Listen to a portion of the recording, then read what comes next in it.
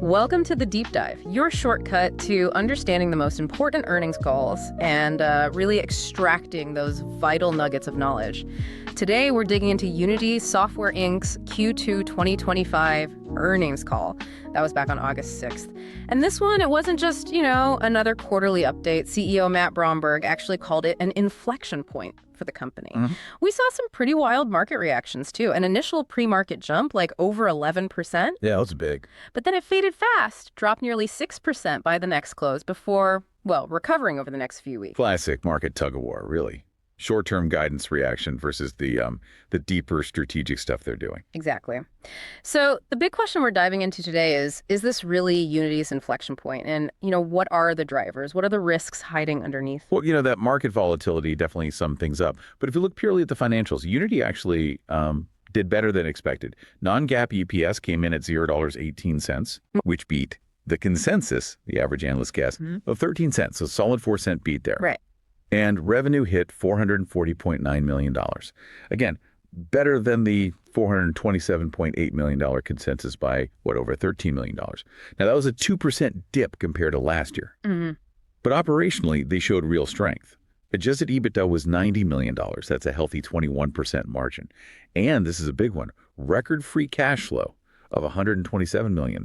Wow. Yeah, that's $47 million better than the same quarter last year. That's a strong sign of financial health, even though they still had a GAAP net loss of $107 million, which, includes things like stock compensation. Okay, so a strong snapshot, definitely. Some interesting cross currents there, though. Let's unpack the key drivers, maybe starting with the Grow segment. That's mostly their advertising business. Right? Exactly. Grow is about helping developers make money. It brought in $287 million in revenue. Now, like we said, that was down 4% year over year, but importantly, it was up 1% sequentially from Q1. So a positive step. But the real headline here, the thing everyone was buzzing about, is the Unity ad network. It had really robust 15% sequential revenue growth. 15%. 15 sequentially. Yeah. And it now makes up almost half, 49% of the total Grow revenue. That's huge. And you mentioned that growth, that 15%, is mostly down to something called Unity Vector. That's right. What exactly is Vector? And, why is management sounding so incredibly excited about it? What makes it a supposed game changer? So Unity Vector, it's their brand new ad platform, and it's powered by AI. Management didn't mince words. They called it a generational upgrade. Think of it as built from the ground up on a cutting-edge neural network platform. Okay. So it's meant to be way more powerful, more versatile, and just, more scalable than what they had before. Yeah. And they said it's far exceeded expectations already. Early days, but it's apparently driving a 15 to 20% lift. 15 to 20? Yeah, in both the volume and the quality of new users they deliver to advertisers. Yeah. And those numbers apparently kept climbing through Q2. So yeah, it's not just good for Unity's revenue. It kind of signals this shift, right? They're not just tools anymore. They're aiming to be a powerhouse in delivering really high return ad results. Could reshape mobile ads a bit. A 15 to 20% lift is definitely significant. But, whenever a company launches something powerful like this, the question always comes up, is it just cannibalizing their other ad products? Is Vector just stealing share internally? That's a critical question, yeah. Yeah. And they tackled it head on during the call. They said basically there's no meaningful cannibalization impact at all. They estimated it's less than 10%. Less than 10, okay. Their argument is, look, in a competitive market, ad money goes where the return is best. Simple as that. So Unity's growth here, they say, isn't about shuffling money between their own products. It's about increasing the total value they give advertisers, which then attracts more spending overall. They were pretty emphatic. Not Unity against Unity. It's about better results, period. Right, makes sense. So growth seems to be getting a major boost from Vector. What about the other side of the house, the Create segment? The core engine, the tools developers use to actually build stuff. Is there similar momentum there? Yeah, let's look at Create. That segment brought in $154 million in revenue. That was up 2% year over year. And that was driven mainly by double-digit growth in subscriptions. So more developers signing up for the core tools. Okay. Now, there's a bit of an asterisk there. That $154 million included about $12 million from a one-time term license deal. So not recurring revenue. Got it. One-off. Exactly. But if you actually adjust for that and some other non-strategic stuff they're phasing out, the core strategic Create segment grew 16% year over year. 16%. 60. Okay, that underlying number is much stronger. That really does point to solid demand for the core engine. It does. Shows the foundation is still very much in demand. And it sounds like innovation isn't just happening on the ad side. They launched Unity 6.2, and management was talking about adding more AI into the actual content creation workflow. Absolutely. Yeah. Unity 6.2 saw a really fast adoption.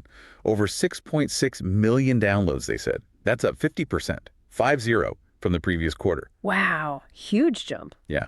And with this release, they introduced something called the Developer Data Framework.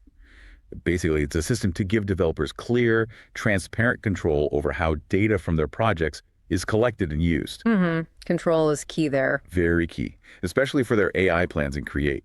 They want to use their understanding of projects, they call it context-aware AI, and their position as the, operating system for games globally. Right, that phrase always comes up. Yeah, it does.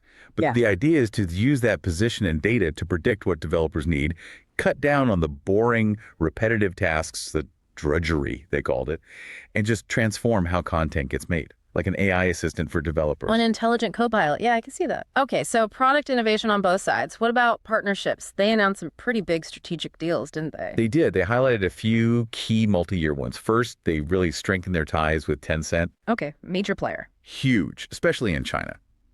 Unity's role in big multi-platform games is reinforced, and they stressed their unique ability to support development across the whole Chinese ecosystem, even including Open Harmony, Huawei's OS. Interesting. Then, a new multi-year deal with Scopely, another big mobile game developer. That covers both Create and Grow, a technical partnership across the board. Right. And maybe the one that got the most attention, an exciting, multifaceted partnership with Nintendo. Ah, the Switch 2 connection. Exactly, making sure Unity 6 is optimized right out of the gate for the Switch 2 launch, positioning Unity as really foundational for third-party games on that new console. Yeah, those deals definitely sound like they're cementing Unity's position as the picks and shovels for the next wave of gaming. That's a good way to put it, locking in that platform role. And it's not just gaming, right? You mentioned earlier they're seeing growth outside of games, too. Spot on. Their non-gaming subscription business, it actually grew sequentially for the 10th quarter in a row. 10th. Wow, steady progress.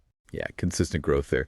They gave some cool examples, too, like deepening their work with BMW, which uses Unity's asset manager globally now, and integrating 3D tech into the new Mercedes-Benz CLA's operating system for the in-car displays and stuff. Okay, automotive. And even healthcare. A company called Specto Medical is using Unity for immersive 3D tools to help plan surgeries. Fascinating. So industrial, automotive, medical, really showing the platform's flexibility. Definitely moving beyond just games. All right, so looking ahead then, what did Unity guide for Q3? What are the market's key expectations now? Okay, for Q3 2025, they're guiding total revenue between $440 million and $450 million. Wow. And adjusted EBITDA between $90 million and $95 million. So pretty similar profitability to Q2. Right. For the growth segment, they expect mid-single digit sequential growth. That's driven again by the Unity ad network. They expect that part to grow double digits sequentially, 10% or more. On top of the 15% in Q2. On top of 15% in Q2, exactly. So continued strong momentum there. The other older ad products are expected to kind of stabilize. Okay. And Create? For Create, they're expecting a slight sequential decline. But that's mostly because of that $12 million one-time deal from Q2 not repeating. Right. The comparison effect. Exactly. If you exclude that, they actually project strategic Create revenue to be up, both sequentially and by high single digits compared to last year. Got it. So underlying Create strength continues, but the headline number is impacted by that one-off. Precisely. Now, this guidance, we mentioned, it caused that initial dip. The market saw it as maybe conservative, but then the stock recovered. How should we think about that reaction? Was it just noise, or is there real caution warranted? Well, what's interesting is, the initial market reaction was cautious. But then you had several analysts like Morgan Stanley actually raise their price targets. Morgan Stanley went to $40, kept their overweight rating, and basically told clients to be buyers of any tactical weakness. Okay, so they saw past the Q3 guide. Seems like it. They pointed out the broader mobile ad tech market is still strong. You see peers like AppLovin putting up big year-over-year growth. So the environment is generally supportive for what Unity's doing with Vector. And management, even with that guidance, kept up what they called a constructively bullish tone, still framing Q2 as that pivotal moment. Right, the inflection point. Exactly. And the fact the shares recovered suggests the market is maybe starting to look longer term, buying into that narrative that Unity really is turning a corner. Okay, so we've dissected the quarter, seen the vector boost and grow, the underlying strength and create, the partnerships. If we were to put on our hedge fund analyst hat for a moment, how might we frame this? Time for our This Is Not Financial Advice segment. What's a bold take? All right, let's speculate a bit. Look, that initial market reaction, total short-term thinking, right? You get beats on earnings, beats on revenue, record free cash flow. The CEO literally says inflection point. And the stock dips because Q3 guidance looks maybe a touch conservative, especially from a company just finishing a big reorg. Yeah, it seems like an overreaction. Exactly. Everyone zooms in on mid-single digit grow guidance for Q3. Yeah. But what if management is just, being smart? Under promise, over deliver. We know Vector's just getting started. That 15% sequential growth it already delivered in Q2 is huge. And they're guiding for double-digit growth again in Q3. That's phenomenal momentum. Right. And that whole cannibalization fear. Management flat out denied it, less than 10%. Not unity against unity. They're creating new value, getting better returns, attracting more spends, not just moving it around. So, trade idea one, the AI moat long play. I think about a long position in Unity, maybe using LPs, those longer dated call options, say January 2027, $50 strike calls, give it time to play out. Okay, why the long time frame? Because the market, I think, is seriously underestimating the compounding effect of Vector's AI getting better and better, especially when they start plugging in their unique runtime data in 2026. This isn't just fixing something, it's that generational upgrade they talked about. It could build a real long-term competitive advantage in AI mode. The stock's around $39, $40 now, right near that Morgan Stanley target that was just raised. Any dip on guidance worries. That looks like a buying opportunity to me. This is basically a bet on 2 years of solid execution, margins expanding. Remember, gross margins are already 83%, and the market finally getting the bigger picture. The platform power.